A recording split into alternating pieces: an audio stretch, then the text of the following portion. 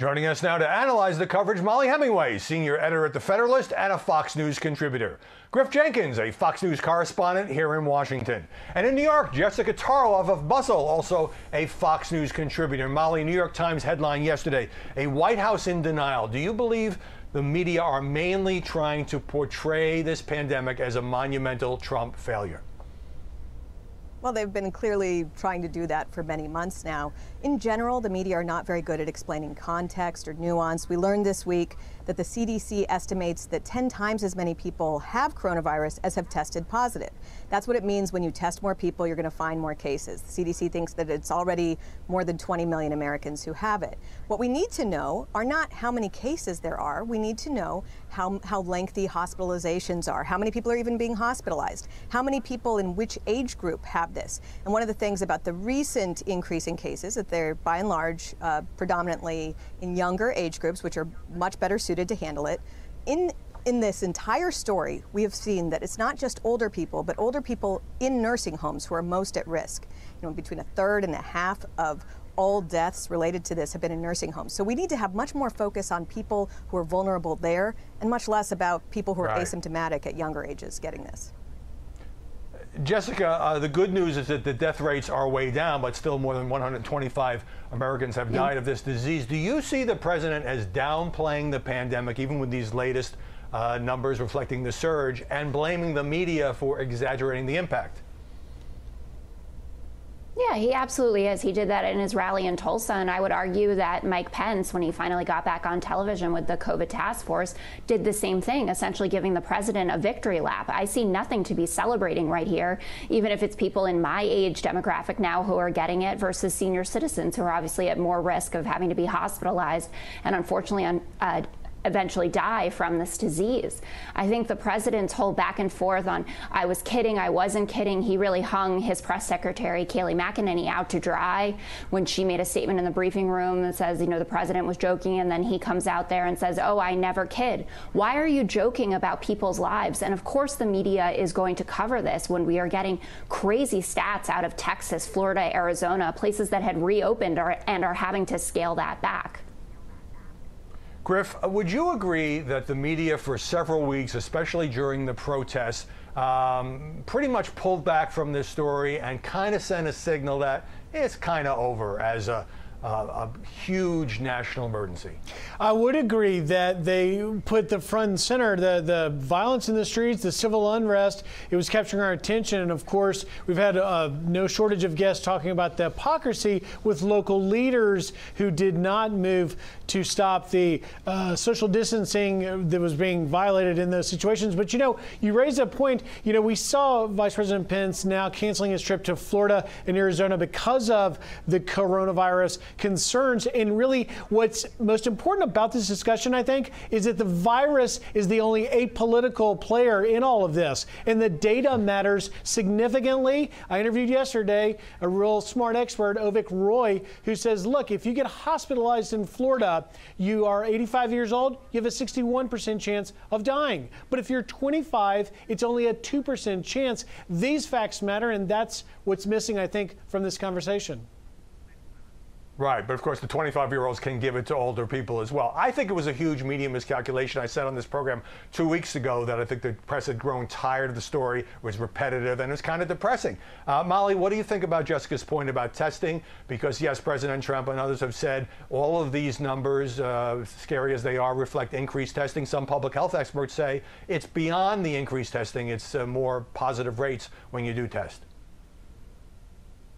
Well, it's important that we change as new facts come on the ground. When this began, it was extremely scary, and we were seeing certain results in testing rates. And now we have a much lower case fatality rate.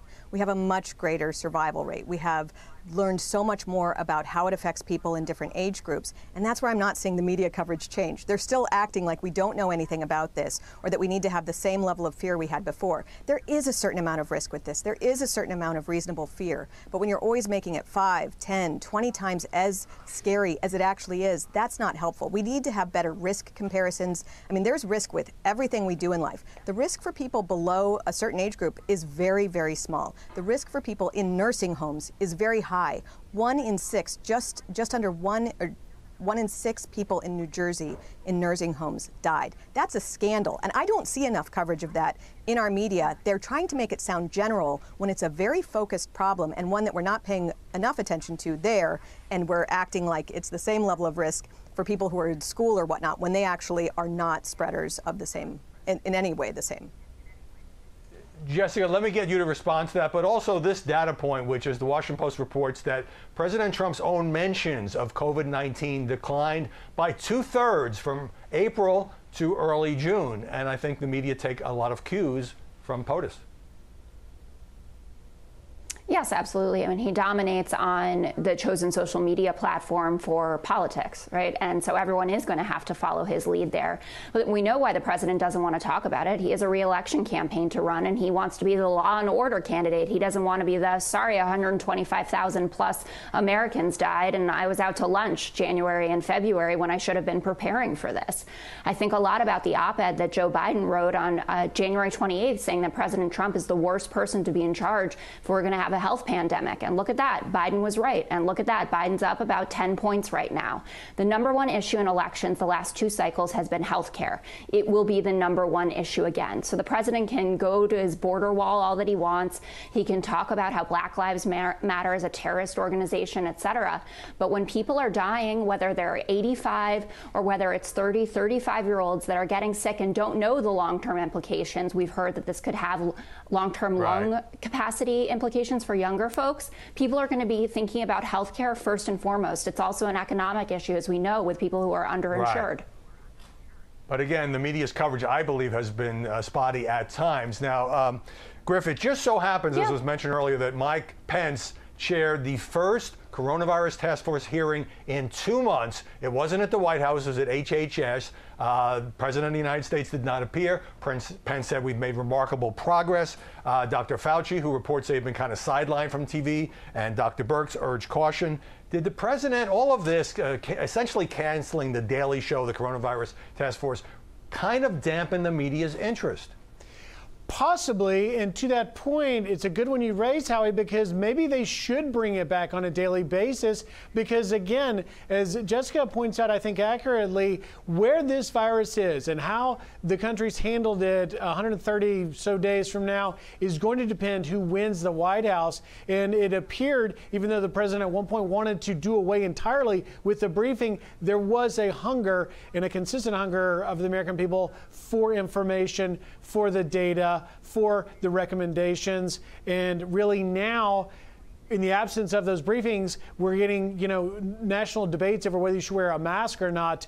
I think he would do himself a favor by bringing it back full force. All right, we're a little tight on time. Molly, let me pick up on Griff's point. Why is this whole debate about whether people should wear a mask when they go out in public or in crowded places, why has it become so politicized?